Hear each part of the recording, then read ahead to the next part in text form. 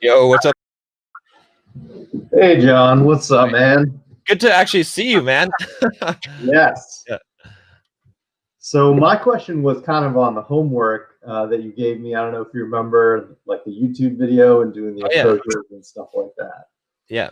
The question was on the video, the YouTube video.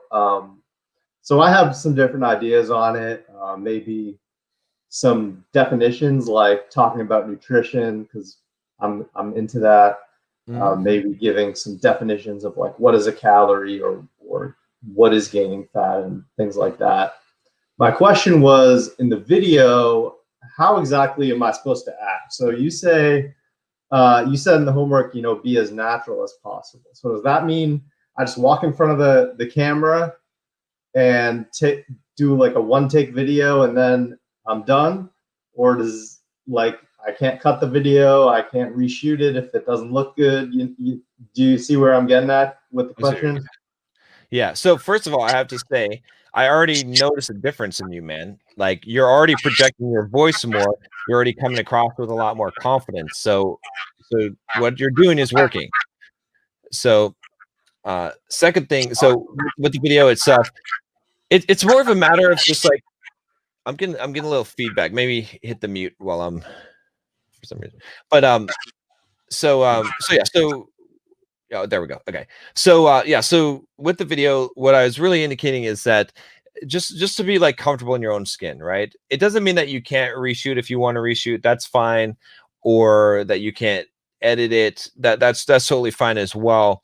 But you really want to just not really care. You want to try and be yourself as much as possible on camera, right? Like looking at the camera and just almost like you're talking to a buddy of yours, as opposed to, I could do a video and I could be like, look, this is John from Bulldog Mindset.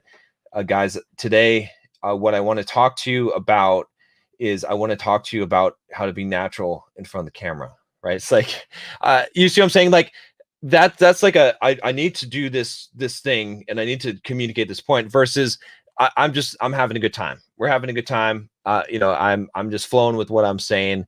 It doesn't matter if what I'm saying makes sense. It only matters that I'm coming across, because that's where the real charisma is going to come from, and then that's where you're going to really flow, and a lot of the insights are going to come out of you from that. But when you're trying to be very much like, this is what I'm doing, you're like forcing that. So and some of this is just finding your voice, right? So this is why I want you to just get in front of the camera, is because I want you to discover this, because you're going to be robotic even though you're trying not to, and then you're going to look at the video and you're going to realize it, and then you're going to try and be like super dynamic and just like, you know what I mean, and then you're going to realize that's not quite you either, and then you'll find that voice that'll be somewhere in between, and you'll be like, okay, this is the real authentic you, and that's the thing that's going to connect with people, and that's the thing that's going to be charismatic, and then it'll apply to life, right? Because now you'll be able to play that role in life, you'll be able to be that guy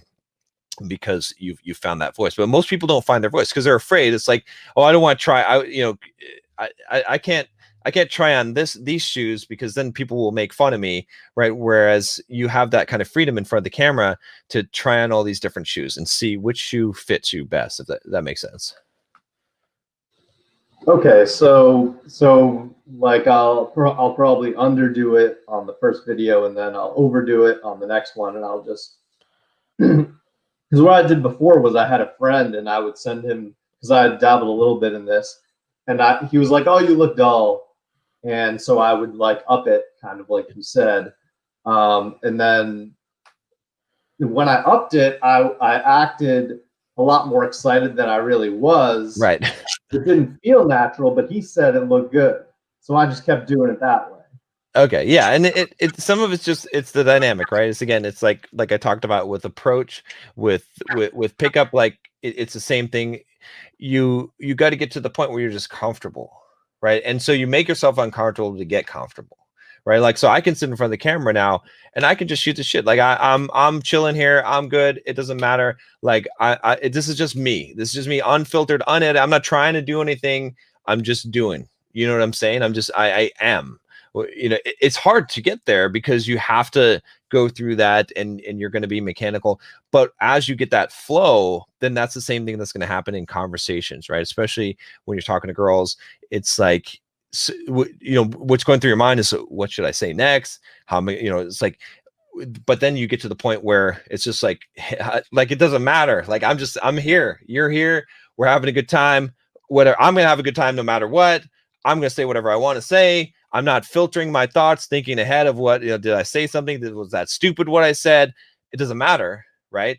And that's when that real charisma comes out. So that's what we're really aiming for. But it's a process, and that process involves making these missteps, and you know, it's like, okay, well, let me try being too extreme, and then eventually you'll get to the point where you do enough that you'll just be able to flow, and it'll just be your natural. You won't be trying to be anything. You'll just be being that thing. But you find that range through going through different extremes and trying different things, because you can't force yourself to be natural. That it's the one thing you can't force yourself, right? But you can force yourself to go through different ranges, and then as you go through those ranges, that it'll sort of just come together, right? But we have to push you in different extremes. That's what I was talking about a lot in our coaching. I was talking about making you uncomfortable. Like, I want to make you really, really uncomfortable, because the more uncomfortable situations that you get into, the easier it will be for you to be comfortable in a wide range of situations, and to really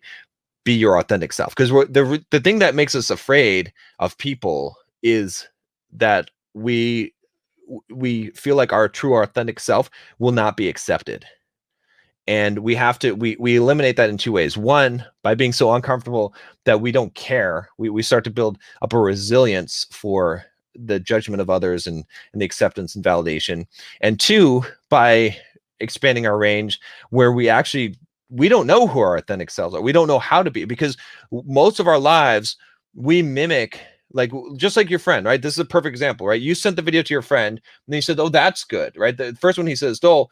So then you made your value system align with his judgment. So you conformed, right, to what he saw, and that's how we live. It's not your fault. That's how most of us live in society. Is we look and we say, "What is it? How are people reacting to me? Oh, okay, I alter my behavior. This is good, this is bad." Instead of having it come internally out and saying, "Hey, who am I? I am who I am, and my own, you know, I have my own mental point of origin, and who I am flows from me. It doesn't matter what other people." We're normally acting based on feedback. We're like mimics, right? We're trying to optimize to get the best reaction, which is the opposite of what we should do. And so this, you know, getting out of the comfort zone, doing this thing, sort of makes it so that we come back to ourselves, and we learn who we actually are. Because most of us don't know who we are, because we are only a mirror of what people want us to be. And so we have to get rid of that in order to become who we are. And that's where our true self really comes out. Okay, so basically you shoot these videos so that you can not only find your voice, but then become comfortable with that voice. So I kind of suspect that once a week probably won't be enough. Probably the more frequently, the better. If I can do one a day, that would be like ideal. Right? But once a week, you know, is a starting point to make sure that I do it. But yeah, I kind of know, and I kind of with what you're saying before about losing self-consciousness or not caring as much. Like, I would get into that mode sometimes. I would go out, and as an exercise, what I would basically do is just say hi to literally every single person that I see. Yeah. And once you do that for a while, you just lose your self-consciousness. But if, you know, that lasts for a certain amount of time, and then it's gone. Exactly. So it would be nice to be in that mode all the time, but it doesn't really happen. But yeah, maybe if I can, I'll try to do more than one video a week, but make that a minimum. Awesome. Yeah, I mean, if you could do one a day, that'd be awesome. You'll make a lot of progress doing that. So.